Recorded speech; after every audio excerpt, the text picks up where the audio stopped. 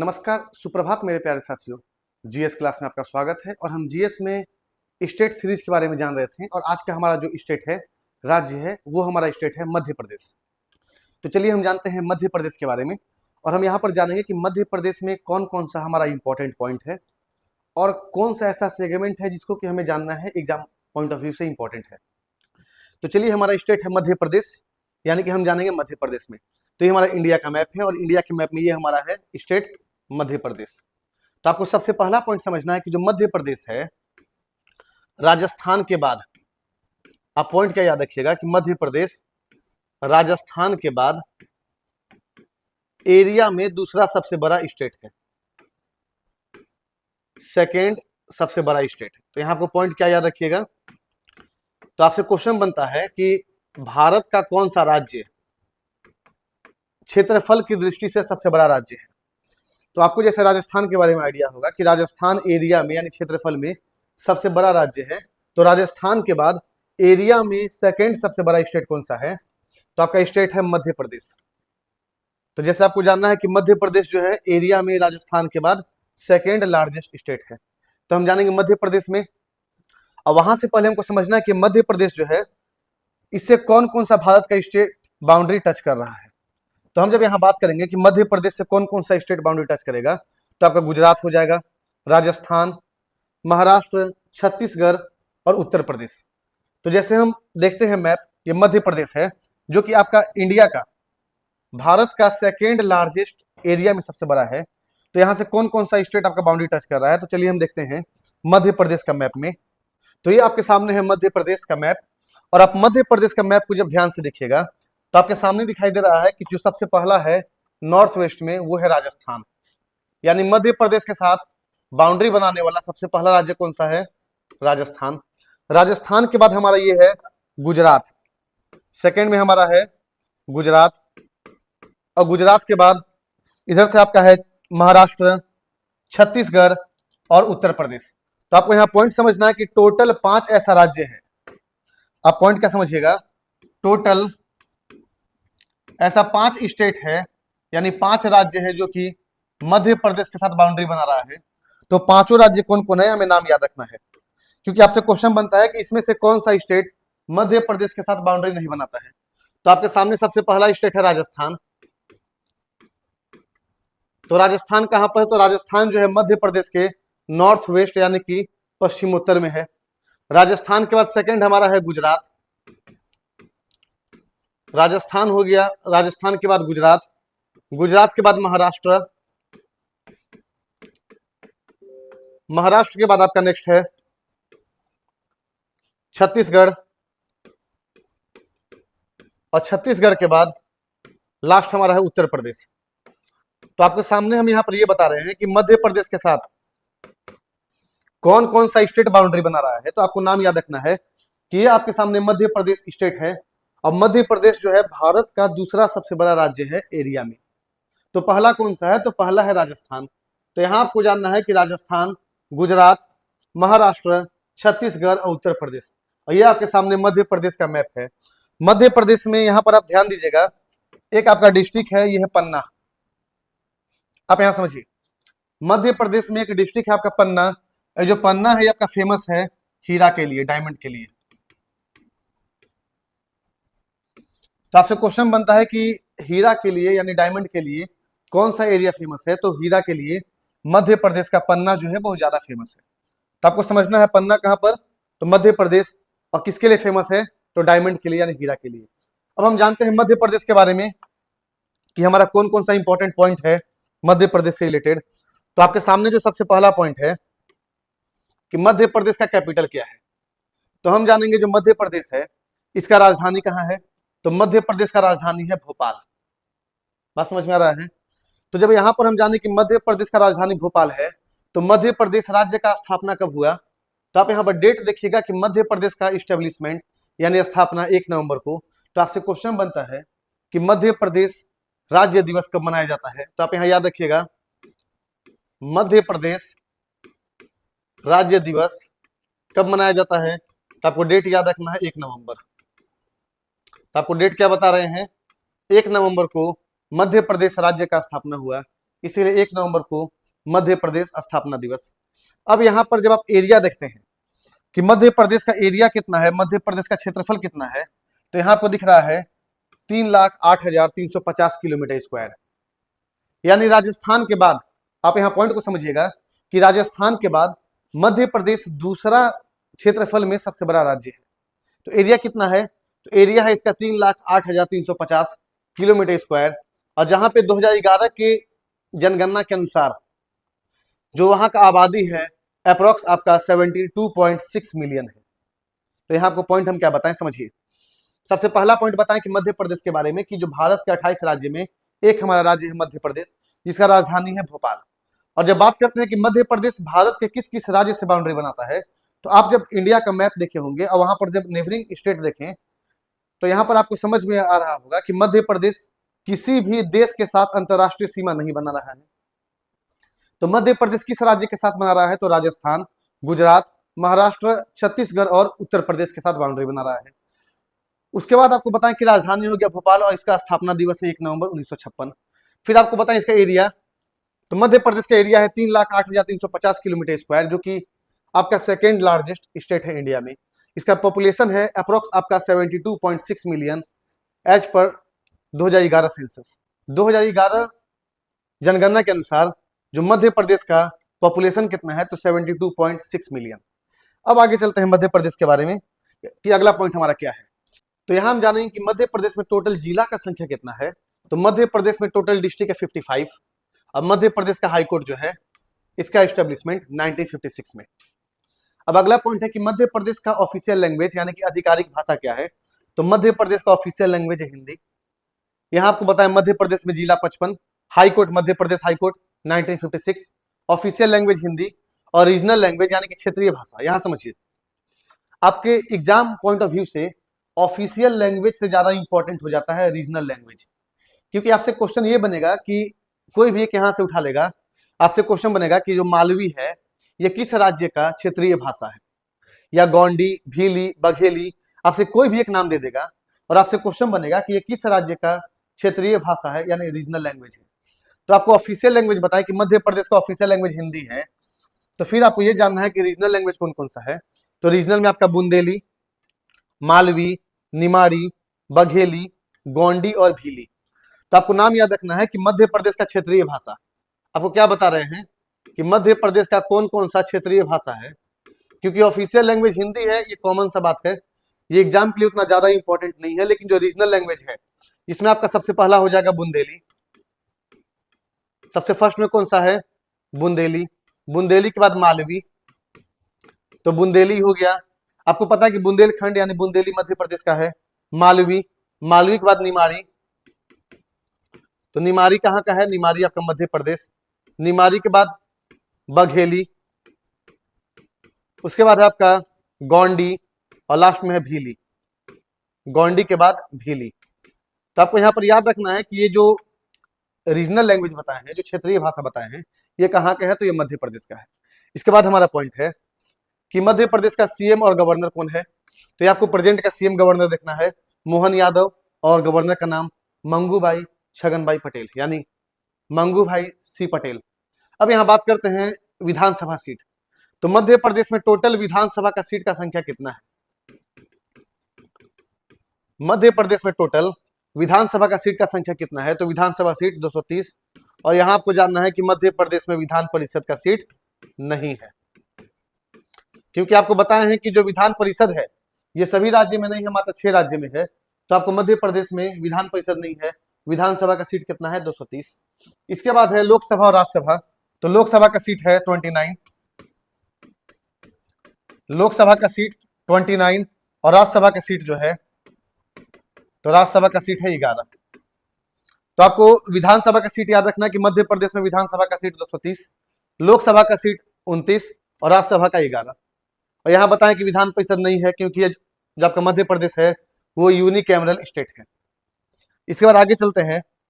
Next हमारा है कि लिटरेसी रेट कितना है। तो आपको बताएं कि सभी राज्य का आपको लिटरेसी रेट, साक्षरता दर याद करने का आवश्यकता नहीं है। अगर आप उस स्टेट का पर्टिकुलर एग्जाम दीजिएगा तो आप याद करिए, नहीं तो आपको याद रखना है कि मैक्सिमम किस स्टेट का है और मिनिमम किस स्टेट का है। तो 2011 की जनगणना के अनुसार जो मैक्सिमम कौन सा स्टेट का है और मिनिमम कौन सा स्टेट का है, बस आपको इतना याद रखना है।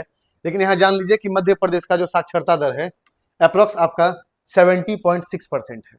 अब यहाँ जानेंगे कुछ फेमस इंस्टीट्यूट कि आपका मध्य प्रदेश में कौन कौन सा फेमस इंस्टीट्यूट है। तो सबसे पहला आपके सामने जो फेमस इंस्टीट्यूट है वो है आईआईटी इंदौर।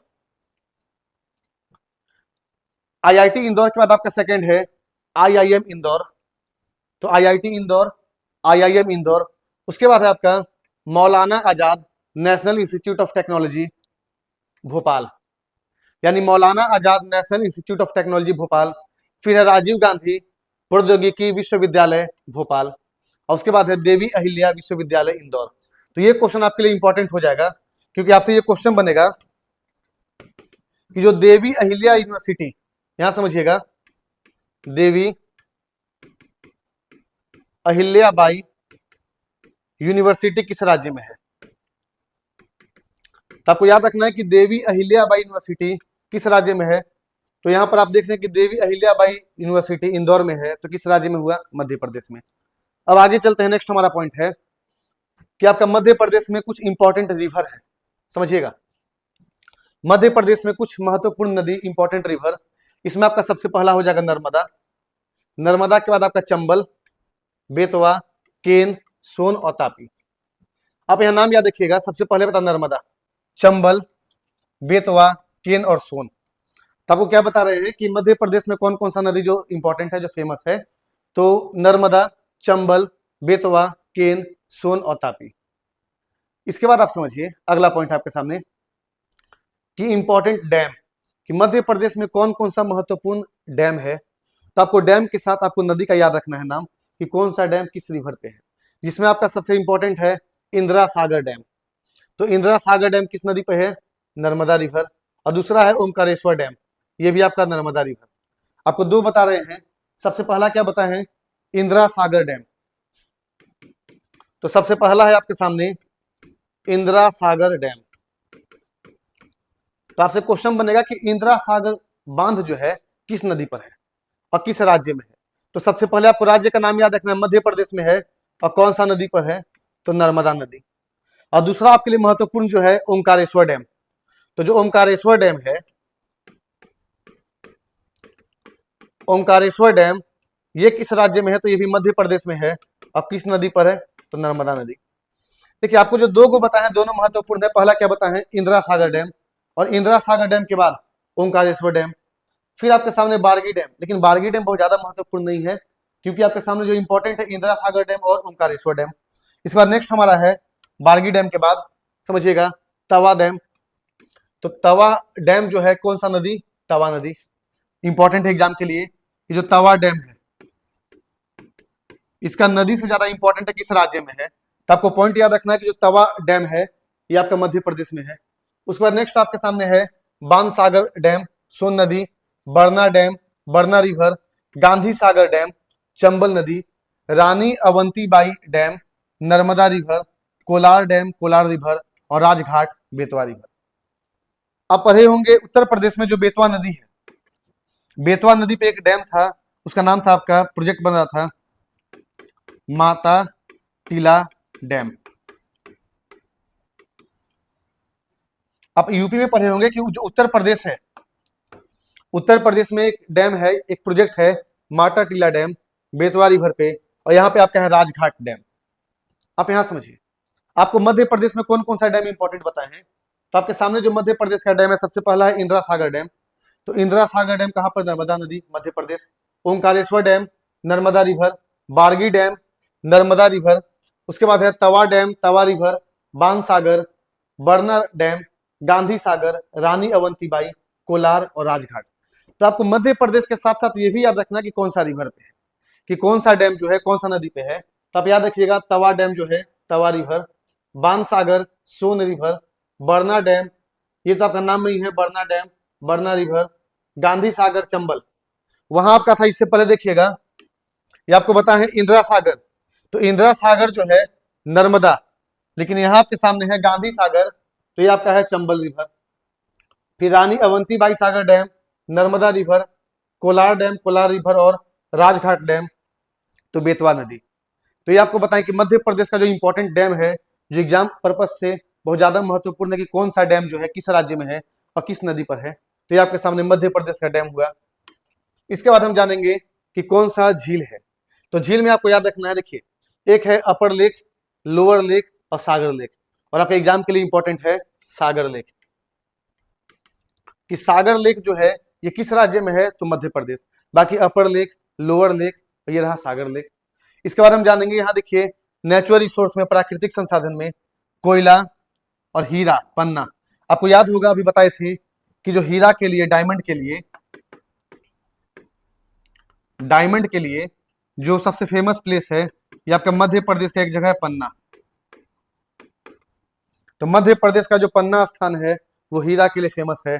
और आपको यहाँ पर एक आंसर कमेंट बॉक्स करना है कि Indian diamond research institute, Indian diamond research institute कहां पर है। यहां आप क्वेश्चन समझिएगा कि भारतीय हीरा अनुसंधान संस्थान। आपसे हम क्वेश्चन क्या पूछे कि भारतीय हीरा अनुसंधान संस्थान, तो जो भारतीय हीरा अनुसंधान संस्थान कहां पर है, यानी कि इंडियन डायमंड रिसर्च इंस्टीट्यूट, ये कहां पर है, आपको इसका आंसर कमेंट बॉक्स करना है। और आपको बताया कि डायमंड के लिए जो फेमस प्लेस है मध्य प्रदेश का पन्ना। इसके बाद आप समझिएगा नेचुरल रिसोर्स के बाद अगला हमारा है कि नेशनल पार्क, कि मध्य प्रदेश में कौन कौन सा नेशनल पार्क एग्जाम के लिए इंपॉर्टेंट है। और यहां से समझिए क्वेश्चन फिक्स रहता है कि कोई भी एक नेशनल पार्क दे देगा कि कूनो नेशनल पार्क किस राज्य में है। तो आपको यहां समझना है कि मध्य प्रदेश में कौन कौन सा है। तो सबसे पहला है कान्हा नेशनल पार्क। तो कान्हा नेशनल पार्क, बांधवगढ़, पन्ना। यहाँ पन्ना से याद रखिएगा, पन्ना आपको बताएं हीरा वाला, तो पन्ना आपका मध्य प्रदेश में है। पन्ना के बाद पेंच, सतपुरा। अब जब माउंटेन रेंज पढ़िएगा तो सतपुरा का पहाड़ी, यहां समझिए सतपुरा का पहाड़ी जो है यह पढ़िएगा मध्य प्रदेश में। तो आपको यहां से याद रखना है पन्ना मध्य प्रदेश, पन्ना के बाद पेंच, पेंच के बाद सतपुरा, फिर संजय नेशनल पार्क, वन विहार नेशनल पार्क, फिर है कूनो, कूनो के बाद माधव और फॉसिल्स नेशनल पार्क। तो आपके सामने बता रहे कि जो नेशनल पार्क है, जो मध्य प्रदेश में कौन कौन सा नेशनल पार्क है। तो आपको याद रखना है कि मध्य प्रदेश में जो आपका 10 इंपॉर्टेंट नेशनल पार्क, आप यहाँ पॉइंट याद रखिएगा कि जो मध्य प्रदेश है इसी को बोलते हैं टाइगर स्टेट। आपसे क्वेश्चन बनता है कि टाइगर स्टेट के नाम से किस राज्य को जानते हैं, तो टाइगर स्टेट के नाम से मध्य प्रदेश को जानते हैं। तो टाइगर स्टेट मध्य प्रदेश। अब मध्य प्रदेश में कौन कौन सा नेशनल पार्क इंपॉर्टेंट है, तो सबसे पहला आपके सामने बताया है कान्हा नेशनल पार्क। तो कान्हा नेशनल पार्क किस राज्य में है, तो कान्हा नेशनल पार्क मध्य प्रदेश। कान्हा के बाद बांधवगढ़, बांधवगढ़ के बाद पन्ना, पेंच, सतपुरा, संजय नेशनल पार्क, वन विहार, कूनो, माधव और फॉसिल्स। तो ये आपको बताया है कि मध्य प्रदेश का है कान्हा हो गया, कान्हा के बाद बांधवगढ़, बांधवगढ़, पन्ना, पेंच, सतपुरा, संजय, वन विहार, कूनो, माधव और फॉसिल्स। तो ये आपके सामने मध्य प्रदेश का जो नेशनल पार्क है, आपसे यहाँ पर कोई भी एक नाम दे देगा कि पन्ना नेशनल पार्क किस राज्य में स्थित है, तो आपको बताना है कि पन्ना नेशनल पार्क मध्य प्रदेश में है। तो हम नेशनल पार्क के बाद आगे जानेंगे कि मध्य प्रदेश में और क्या है। अब यहां समझेंगे टाइगर रिजर्व। आपको हम बताएं कि मध्य प्रदेश को टाइगर स्टेट बोलते हैं। अब मध्य प्रदेश का टाइगर रिजर्व का बात करते हैं, तो सबसे पहले आपके सामने है कान्हा टाइगर रिजर्व। तभी आप नेशनल पार्क अगर आपको याद रहेगा कान्हा, तो कान्हा टाइगर रिजर्व। फिर आपका है बांधवगढ़, पेंच, पन्ना। आप देख रहे होंगे जो नेशनल पार्क है वही आपका टाइगर रिजर्व। तो कान्हा, बांधवगढ़, पेंच, पन्ना, सतपुरा, संजय डुबरी और कुओ पालपुर। तो आपको याद रखना है कि कान्हा टाइगर रिजर्व, बांधवगढ़, पेंच, पन्ना, सतपुरा, संजय डुबरी और कुओ पालपुर, ये जो आपका टाइगर रिजर्व है कहां पर है, मध्य प्रदेश। तो आपको मध्य प्रदेश का नेशनल पार्क बताएं, मध्य प्रदेश का टाइगर रिजर्व बताएं, मध्य प्रदेश का लेक, लेक के बाद रिवर जाने हैं। अब हम जानेंगे अगला पॉइंट मध्य प्रदेश में कि कौन कौन सा आपका माउंटेन रेंज इंपॉर्टेंट है, समझिएगा। तो जो आपको बताया सतपुरा का पहाड़ी, तो आपसे क्वेश्चन बनता है कि सतपुरा का पहाड़ी किस राज्य में है।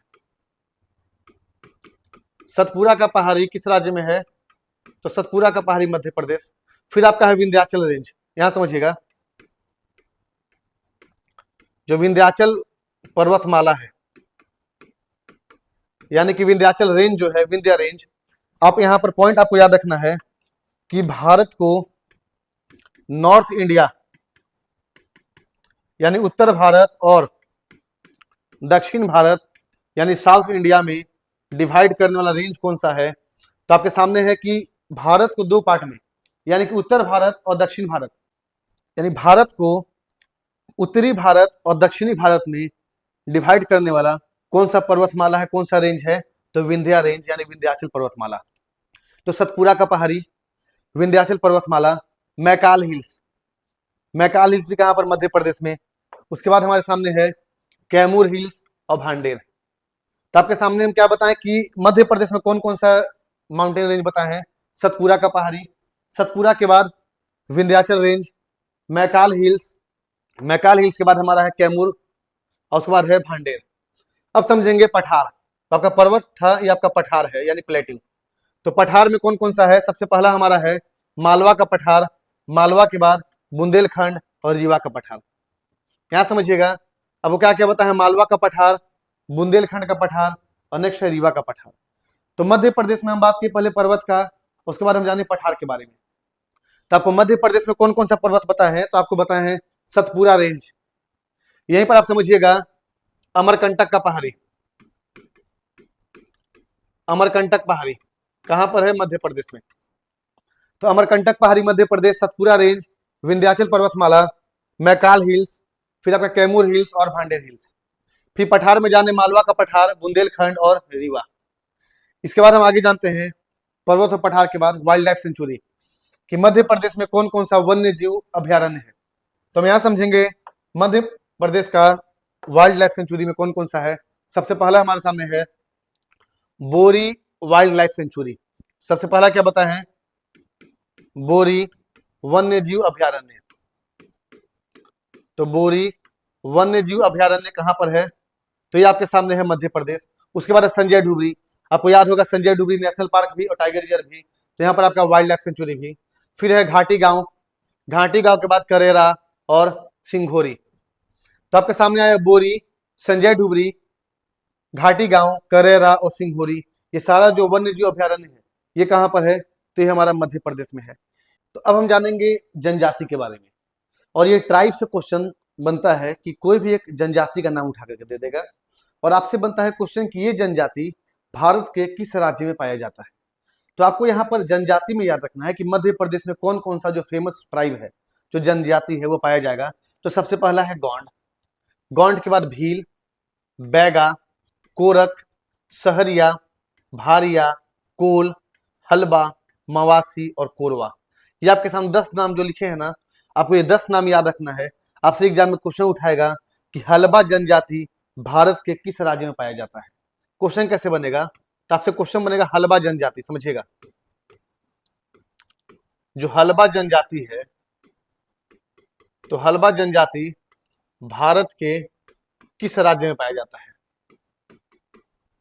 आप समझ रहे हैं क्वेश्चन कैसे बनेगा? तो आपसे एग्जाम में क्वेश्चन बनेगा कि हलबा जनजाति भारत के किस राज्य में पाया जाता है। तो ऐसे ही करके आपसे कोई भी एक जनजाति का नाम दे देगा, यहां से कोई भी एक नाम उठा लेगा। तो आपको याद रखना है कि कौन कौन सा कहां पाया जाता है। तो गोंड, गोंड के बाद भील, बैगा, कोरकू, सहरिया, भारिया, कोल, हलबा, मवासी और कोरवा। तो जैसे यहाँ हलबा जनजाति भारत के किस राज्य में पाया जाता है, तो जब तक ये आपको याद नहीं होगा कि कौन सा जनजाति कहां पाया जाता है तब तक आप ये क्वेश्चन को नहीं बना सकते हैं। जैसे यहाँ हलबा की जगह कोई और दे देगा कि भारिया ट्राइब यानी भारिया जनजाति किस राज्य में पाया जाता है। तो आपके सामने मध्य प्रदेश का जो प्रमुख जनजाति लिखे हैं कौन कौन सा है? गोंड, भील, गोंड के बाद भील है, बैगा, कोरकू, सहरिया, भारिया, कोल, हलबा, मवासी और कोरवा। ये आपका कहाँ का जनजाति है? तो मध्य प्रदेश का जनजाति है। इसके बाद हम जानेंगे जनजाति के बाद कि मध्य प्रदेश में कौन कौन सा आपका फेमस आर्ट एंड पेंटिंग है। यहां समझिएगा, देखिए अभी आपको बताया हम गोंड, जो कि गोंड जनजाति मध्य प्रदेश, तो गोंड आर्ट ये कहां पर है? मध्य प्रदेश। भील जनजाति, तो भील आर्ट मध्य प्रदेश।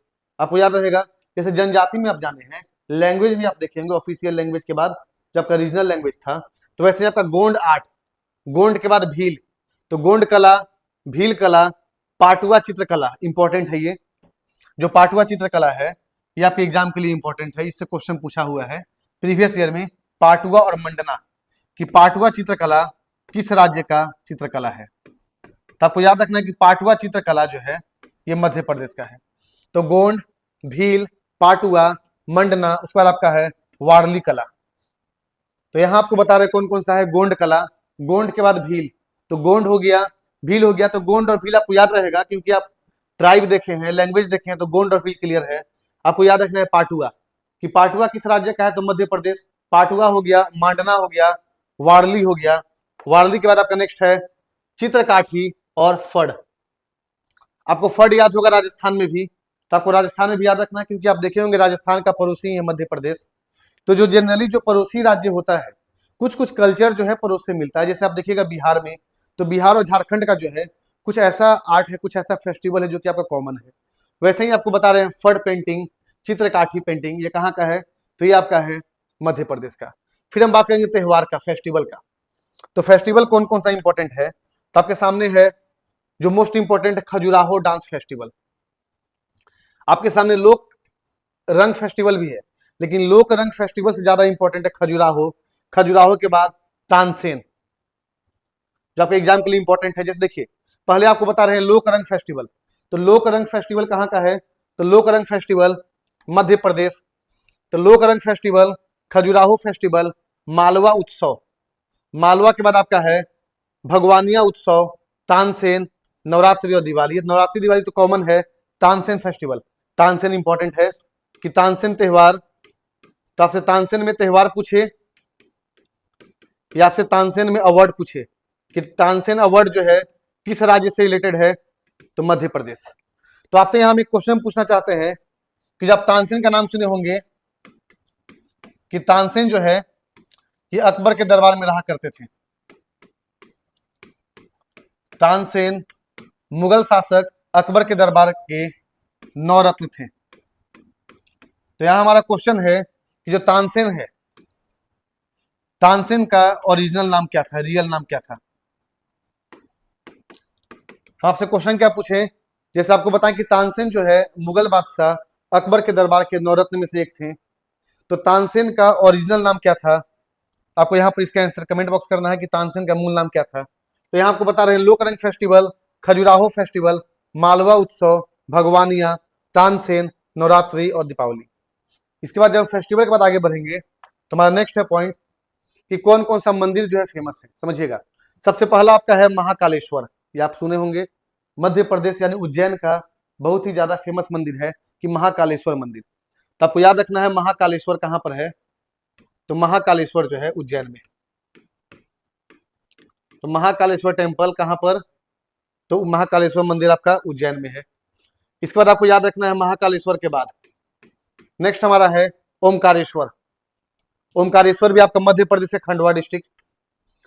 आप यहाँ पर थोड़ा डिस्ट्रिक्ट याद रखिएगा क्योंकि क्वेश्चन यहाँ से बनता है, जो टेम्पल वाला है यहाँ आपको हम बता दें,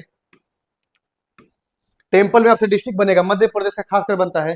जैसे मध्य प्रदेश हो गया, साउथ इंडिया हो गया, वहां से क्वेश्चन बनेगा कि महाकालेश्वर मंदिर कहाँ पर है, महाकालेश्वर ज्योतिर्लिंग, तो महाकालेश्वर ज्योतिर्लिंग जो है उज्जैन में है। उसके बाद आपके सामने है ओमकारेश्वर ज्योतिर्लिंग, तो ओमकारेश्वर खंडवा मध्य प्रदेश, तो महाकालेश्वर उज्जैन, ओमकारेश्वर खंडवा मध्य प्रदेश। कंदरिया महादेव मंदिर मोस्ट इंपॉर्टेंट, कंदरिया महादेव मंदिर खजुराहो। हमारा आपसे क्वेश्चन है कि कंदरिया महादेव मंदिर का निर्माण जो है किस वंश के समय हुआ था। आपसे क्वेश्चन क्या पूछ रहे हैं कि जो इतिहास में आप जब प्राचीन भारत पढ़िएगा, एंशिएंट इंडिया, तो उसमें आप पढ़िएगा अलग अलग वंश के बारे में, तो वहां आपसे हम क्वेश्चन पूछ रहे हैं कि जो कंदरिया महादेव मंदिर है, समझिएगा कंदरिया महादेव मंदिर जो कि मध्य प्रदेश खजुराहो में है, तो हमारा आपसे क्वेश्चन है कि कंदरिया महादेव मंदिर का निर्माण इतिहास के किस वंश के समय हुआ था, यानी किस वंश के समय जो कंदरिया महादेव मंदिर बहुत फेमस हुआ, इसका निर्माण हुआ। इसके बाद हमारा नेक्स्ट है कंदरिया महादेव मंदिर के बाद 64 योगिनी मंदिर, most important question previous year में पूछा हुआ कि 64 योगिनी टेम्पल किस राज्य में है। क्वेश्चन पूछा हुआ है कि 64 योगिनी टेम्पल, तो आपसे क्वेश्चन बनता है कि 64 योगिनी मंदिर किस राज्य में है, मध्य प्रदेश। इसके बाद है श्री राम राजा मंदिर ओरछा, फिर है भोजेश्वर टेम्पल भोजपुर, और जैन टेम्पल तो कुंडलपुर और खजुराहो। तो आपको जो इंपॉर्टेंट क्या क्या बताएं इसमें समझिए। सबसे पहले शुरू का 3, महाकालेश्वर उज्जैन, ओमकारेश्वर खंडवा, कंदरिया महादेव मंदिर खजुराहो। इसके बाद नेक्स्ट हमारा है कंदरिया महादेव मंदिर के बाद 64 योगिनी मंदिर, मोस्ट इंपॉर्टेंट याद रखिएगा मध्य प्रदेश। श्री राम राजा टेम्पल मध्य प्रदेश, भोजेश्वर और जैन टेम्पल। इसके बाद नेक्स्ट हमारा है मंदिर के बाद कि मध्य प्रदेश से कोई ऐसा फेमस व्यक्ति जिसको कि अवार्ड मिला है। तो आपके सामने यहाँ पर दो नाम बता रहे हैं और आपको दोनों नाम याद रखना है और ये दोनों बहुत फेमस नाम है। पहला है डॉक्टर B.R. अम्बेडकर और दूसरा है अटल बिहारी वाजपेयी। समझिएगा, पहला आपके सामने बताए हैं डॉक्टर B.R. अम्बेडकर। तो आप यहां समझिए, तो डॉक्टर B.R. अम्बेडकर को भारत रत्न अवार्ड कब दिया गया? तो आपसे क्वेश्चन ऐसे बनेगा कि डॉक्टर B.R. अम्बेडकर को भारत रत्न अवार्ड कब दिया गया।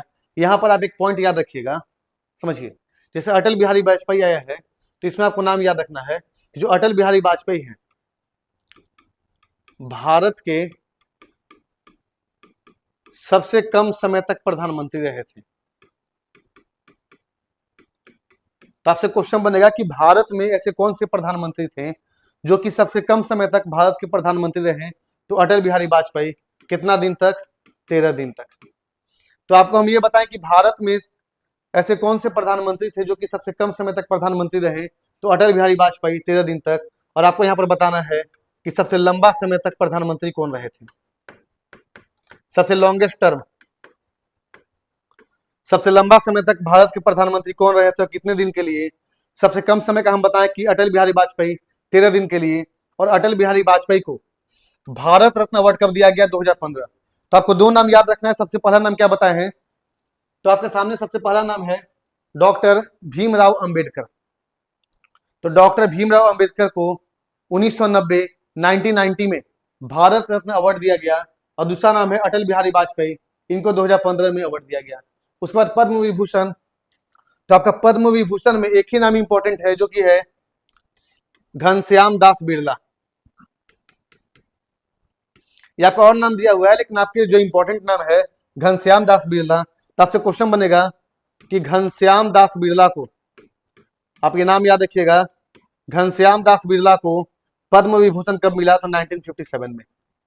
तो घनश्याम दास बिरला 1957, B.R. अम्बेडकर को भारत रत्न 1990, अटल बिहारी वाजपेयी को 2015। अब भारत में एकमात्र ऐसे प्रधानमंत्री जो सबसे कम समय तक रहे थे अटल बिहारी वाजपेयी 13 दिन के लिए। और सबसे लंबा समय तक कौन रहे थे? इसका आंसर आपको बताना है कि सबसे लॉन्गेस्ट टर्म PM के रूप में किसका रहा था और कितना दिन तक रहा था। इसके बाद हम जानेंगे, नेक्स्ट हमारा है यूनेस्को साइट। आप यहां समझिए, आपको यहां पर हम क्या बता रहे हैं कि मध्य प्रदेश से कौन कौन सा आपका यूनेस्को साइट फेमस है। फेमस क्या है मतलब आपको यह समझना है कि कौन कौन सा ऐसा यूनेस्को वर्ल्ड हेरिटेज साइट में, यूनेस्को,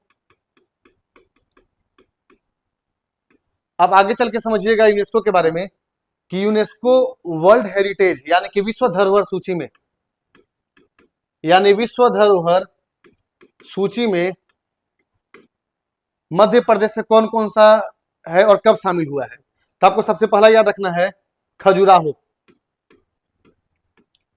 सबसे पहला क्या याद रखिएगा? Khajuraho group of monuments. तो सबसे पहला आपको याद रखना है कि मध्य प्रदेश से 3 यूनेस्को साइट है। सबसे पहला है खजुराहो ग्रुप ऑफ मोन्यूमेंट्स, इसको कब शामिल किया गया? तो 1986। तो आपको ये पॉइंट याद रखना है कि खजुराहो ग्रुप ऑफ मोन्यूमेंट्स को यूनेस्को साइट में कब शामिल किया गया? 1986 में शामिल किया गया।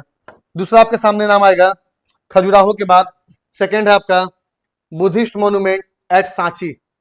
समझिएगा, सेकेंड क्या बता रहे हैं? सांची, गौतम बुद्ध से जिनका संबंध है, तो सांची। तो आपसे क्वेश्चन सबसे पहला खजुराहो ग्रुप ऑफ मोन्यूमेंट्स को कब शामिल किया गया? 1986। दूसरा आपके सामने है कि बुद्धिस्ट मोन्यूमेंट एट सांची, इसको कब शामिल किया गया? तो 1989। 1989। इसके बाद नेक्स्ट हमारा है कि रॉक शेल्टर ऑफ भीमबेटका। आपके सामने है भीमबेटका, कहां पर है? मध्य प्रदेश में। इसको कब शामिल किया गया? 2003। तो आपको बताएं कि मध्य प्रदेश से 3 ऐसा यूनेस्को साइट है जिसको कि विश्व धरोहर सूची में वर्ल्ड हेरिटेज साइट में शामिल किया गया। उसमें आपका सबसे पहला बता है खजुराहो ग्रुप ऑफ मोन्यूमेंट्स। तो खजुराहो ग्रुप ऑफ मोन्यूमेंट्स कब शामिल किया गया? 1986। आपको सिर्फ ईयर याद रखना है और स्टेट याद रखना है कि Khajuraho group of monuments Madhya Pradesh कब शामिल किया गया? 1986। सेकेंड आपका है सांची, तो सांची को कब शामिल किया गया? 1989 मध्य प्रदेश। और फिर आपके सामने भीमबेटका, तो भीमबेटका को 2003। तो आपको यहाँ पर डिस्ट्रिक्ट नहीं याद रखना है, आपको याद रखना है कि कौन कौन सा स्टेट में है और उसको कब शामिल किया गया है यूनेस्को विश्व धरोहर सूची में। तो यहाँ पर आपके सामने जो है मध्य प्रदेश के संबंधित जितना भी पॉइंट है, इंपॉर्टेंट पॉइंट है और जो आपको जानकारी होना चाहिए था किसी भी एग्जाम के लिए भी, और ऐसे भी आपको सभी राज्य के लिए जानकारी होना चाहिए, तो मध्य प्रदेश का जितना भी पॉइंट है वो आपको बता दिए। अब अगले क्लास में मिलेंगे अगले राज्य के साथ, तब तक के लिए थैंक यू क्लास।